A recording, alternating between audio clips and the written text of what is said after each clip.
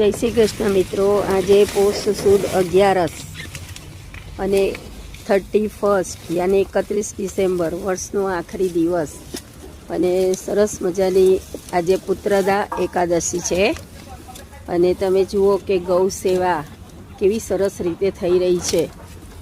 ગાયોને સુંદર મજાનું લીલું ઘાસ કેવી સરસ મજાની રમત કરતાં કરતાં એ આરોગી રહી છે. વાહ ભાઈ વાહ, દેખો દેખો. તમને એમ થતું હશે કે મારા દરેક વિડીયો એ ગાયની પાસેના જ છે, ગૌશાળાના છે. તો મારા ઘરની પાસે એકદમ નજીકમાં જ આ ગૌશાળા છે અને મને અહીંયા આવવું બહુ જ ગમે છે.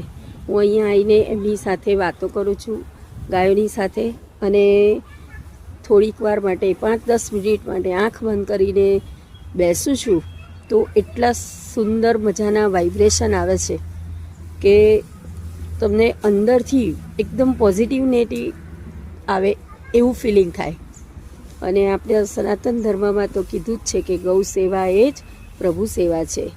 માનવ સેવા તો ખરી જ, પણ ગૌ સેવા, ગૌને આપણે માતા કહીએ છીએ.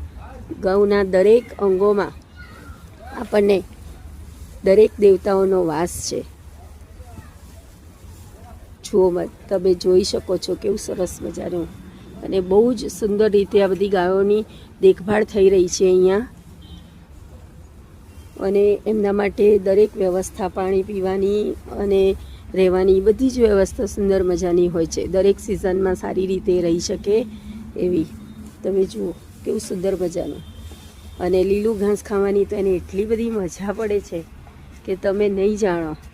કે જેવું એમને આપીએ ને એવું તરત એના મોંમાં તરત જ મજાની. તમે જુઓ, અરે વાહ વાહ, અરે વાહ, દેખો દેખો દેખો દેખો દેખો. દેખાય છે ને કેવા સુંદર, એટલું વહાલ કરવા દે છે, સરસ મજાની. જય શ્રી કૃષ્ણ. તો તમે પણ આવો, તમારા ઘરની આસપાસ ક્યાંય હોય તો લાભ લઈ શકો છો.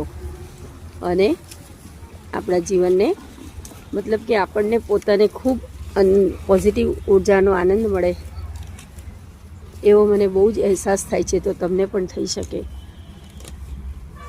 જુઓ જુઓ કેવી સરસ મજાની દેખાય છે. એમના દરેક મુમેન્ટ આપણને એટલા બધા ગમે છે. જુઓ. જય શ્રી કૃષ્ણ.